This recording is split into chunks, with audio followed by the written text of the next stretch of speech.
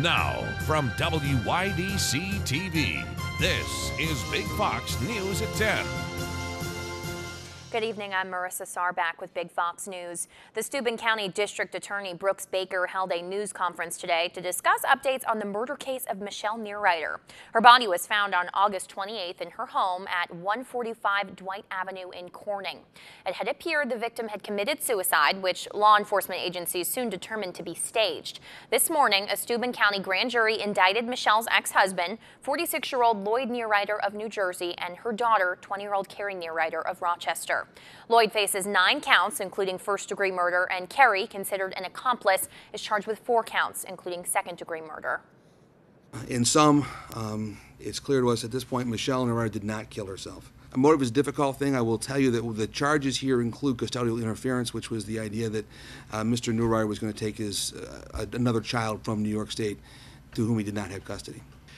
I don't believe he had a life insurance policy on here. There is some evidence of that kind of thing in this case, but he is not the beneficiary of any life insurance policy. We believe the homicide took place on August 27th, the day before she was discovered. The reality is the evidence in this case shows that this was as involved as our investigation was in figuring out what happened, so was the plan and the actual crime itself. This was not a spur-of-the-moment situation, and the charges reflect the level of the conduct and the time at which the conduct was committed. Michelle Neerreiter was an employee of Corning Incorporated. She was 46 at the time she died. Police are asking anyone with information on this case to contact the Steuben County District Attorney's Office or the Corning Police Department. While violence continues to happen in places many people feel safe. And basically, if you leave here tonight with one thing, it's about have a plan. What we find out in a lot of faith-based organizations don't have plans.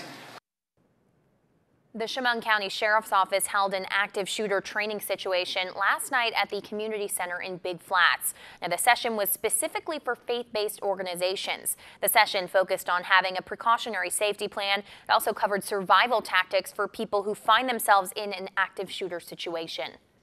So tell us a little bit what you'll be teaching today in the training session. We have a presentation for faith-based organizations in reference to active shooter. It's really about having a plan, and what we found is a lot of the faith-based organizations really don't have a plan. So not only having a plan, making sure everybody is aware of what the plan is, how to execute the plan, and so forth. So tonight's presentation will really be about, you know what, you need to tailor your plan to your organization. Obviously, every building is a different size. Threats may become in different ways. It could be somebody who's angry at the church for a particular public view, or maybe something that happened to a congregation member. So basically it's just a bunch of ideas and a planning mechanism for them to take back to their organization and work with. Tonight and next Wednesday night are for faith-based organizations only, and you have to pre-register.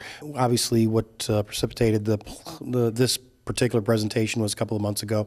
We got several phone calls from churches who were interested about church security. Is it legal to carry a handgun? Active shooter type questions. So what we thought we would do is put together a couple of presentations, and it looks like they're going to both have good attendance. The training session last night was actually planned a couple months back before the recent events of the shooting in Parkland, Florida.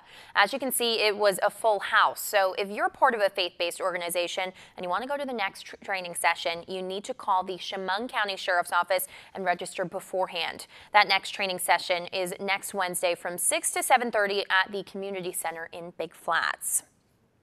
Well, All Saints Parish in Corning is warning parishioners and all churchgoers in the area of a scam. Some in the parish have received calls in the name of St. Mary Church asking for credit card information or asking you to purchase products. The area code of the caller is 315, which is the Syracuse area. All Saints says it never solicits financial information or sells products over the phone. Well, the grocery store chain Tops Market has officially filed for Chapter 11 bankruptcy. The company says it's planning to financially restructure and work to eliminate some debt, all while keeping its stores open. Officials say the employees, vendors, and suppliers will continue to get paid without interruption, and they say customers will see no difference in the store's operation. Tops operates nearly 170 stores in New York, Pennsylvania, and Vermont. Locally, there are Tops markets in Bath, Corning, Watkins Glen, Ithaca, Big Flats, Elmira, Sayre, Towanda, Canton, Troy, and Wellsboro. Just like that, winter is back. In fact, we're looking ahead to some pretty sloppy weather in the days coming ahead. Chief Meteorologist Chris Summers has our Big Fox forecast coming up next. Here's here's your local stock market update from Big Fox.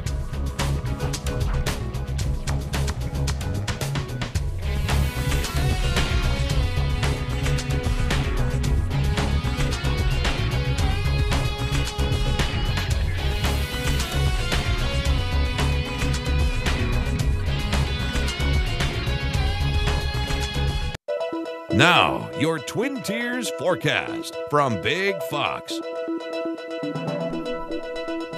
And welcome back, everyone. After seeing some light snow out there for today and warmer weather comes back tomorrow, we could be seeing a little bit of light rain back in the forecast. Future radar shows that rain developing by 6 o'clock tomorrow morning. Could see a little freezing rain on the very beginning of it as we get into the early morning hours and turn to mainly rain by the afternoon. Our 7-day forecast shows a lot of rain for the weekend, 45 for Saturday, 53 by Sunday. And we finally dried out next week with mild temperatures staying in the 50s through Thursday. All right, thanks for joining us on Big Fox News. Have a great evening.